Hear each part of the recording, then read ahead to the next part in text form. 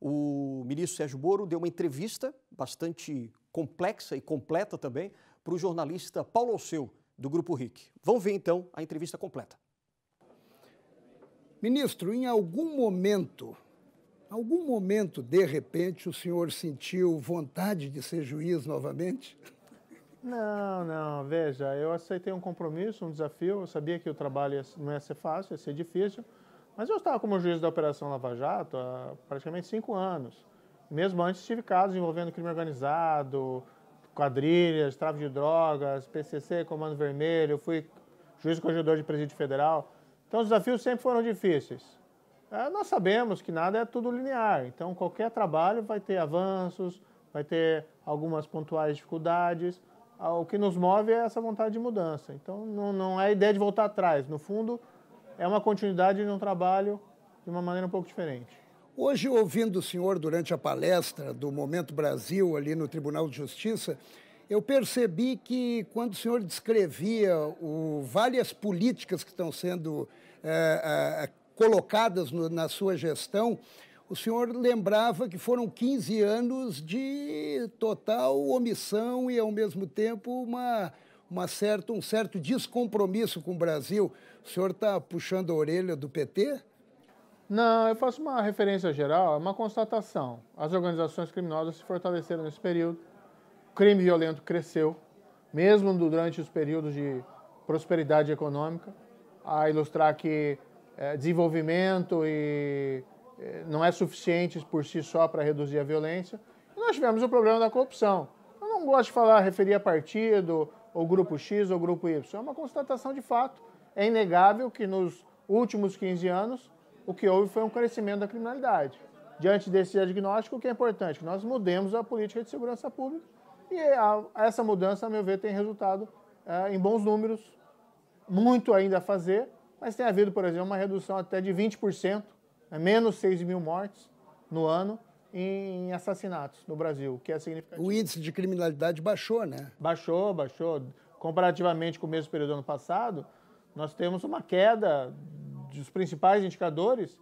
Ilustrativamente, homicídio, feminicídio, nós temos menos 21%, 22%, a depender do mês que é considerado.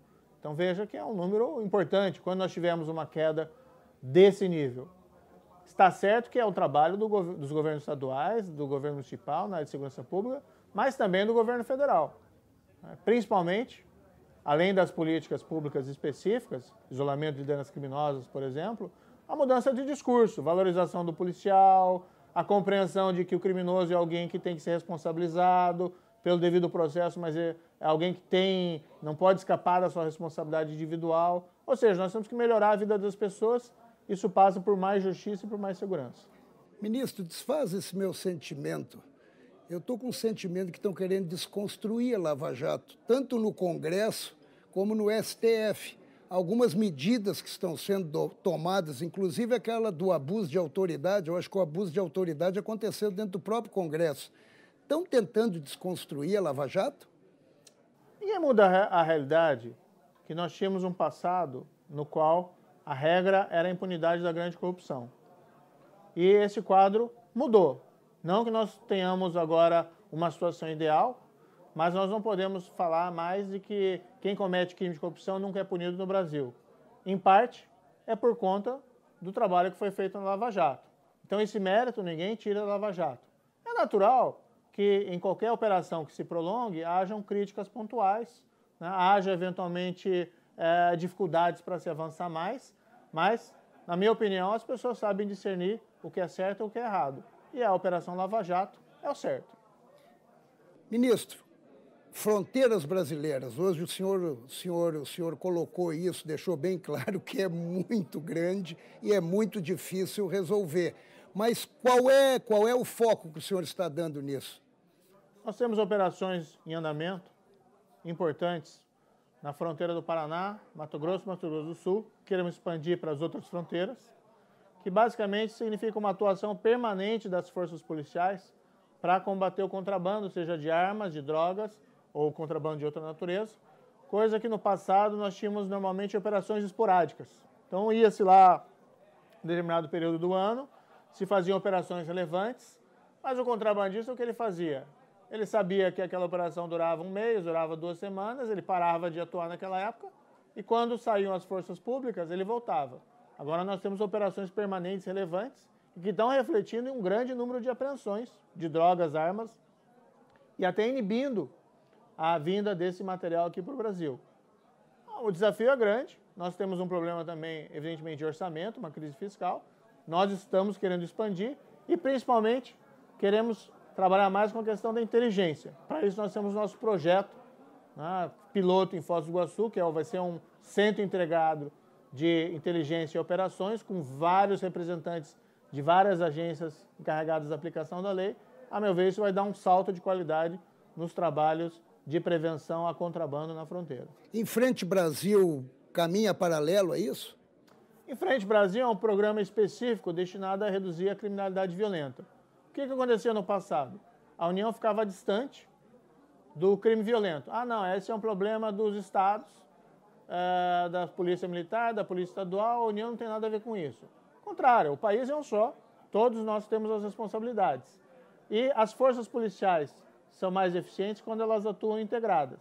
Então, o programa Em Frente Brasil significa, nós selecionamos 5 cidades como projeto piloto e a União Federal, o governo federal, do presidente Jair Bolsonaro, está indo pela primeira vez, sem que haja uma crise de segurança, para atuar em conjunto com as forças locais, para, através de saturação de polícia ostensiva e polícia de investigação, combater a criminalidade.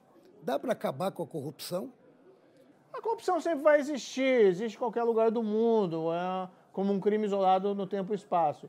Agora, o que a gente não pode tolerar é uma corrupção, um sistema de corrupção, uma corrupção disseminada, porque isso afeta, primeiro, os cofres públicos, que é dinheiro dos cofres públicos que estão sendo desviados, isso afeta depois a nossa capacidade de fazer políticas em bem-estar da população, isso afeta a qualidade da nossa economia. Ao invés de você ter uma economia competitiva, você tem empresas que parasitam recursos públicos, distorcendo a competitividade. E, por outro lado, você acaba, em um certo nível de corrupção, afetando a própria qualidade da democracia, o sentimento da nação de dignidade. O senhor tem a sensação que ela diminuiu? Sim, certamente. Por ações que foram feitas nos últimos anos, como disse, nós mudamos o quadro da impunidade da grande corrupção, que era quase completo. Hoje nós temos várias pessoas que se envolveram nesse crime cumprindo pena, pagando um preço pelo seu comportamento corrupto no passado. Isso manda uma mensagem muito forte à população, àqueles que eventualmente poderiam se sentir, por desvio de personalidade, mais à vontade para praticar esse tipo de crime. Isso sim tem impacto. Diminuir a impunidade afeta a prática desse crime. Agora, há muito mais a ser feito. E, principalmente, nós temos que consolidar os avanços, evitar retrocessos, e nós temos que olhar adiante, né? Nós temos que olhar para o horizonte, nós temos que pensar não em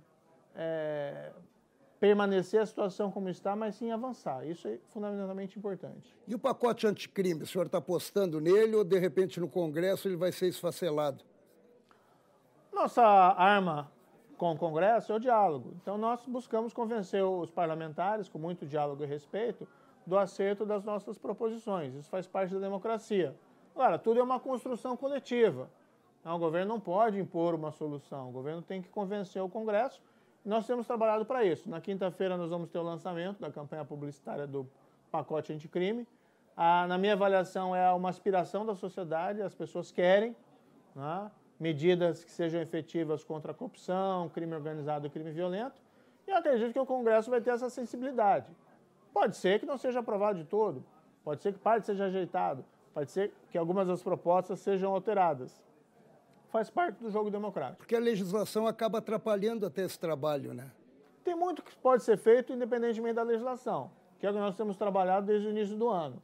E, a meu ver, tem refletido nessas quedas de indicadores criminais. Agora, modificar a legislação, dar à polícia instrumentos mais eficientes de investigação, diminuir os gargalos judiciais que levam à impunidade, tudo isso faz uma grande diferença. E, principalmente, a mensagem, né? A mensagem que as pessoas precisam ouvir é que o governo e o Congresso entendem que o crime não deve compensar. Ministro, antes de terminar, duas perguntinhas bem rápidas. O que desanima o senhor? O que desanima?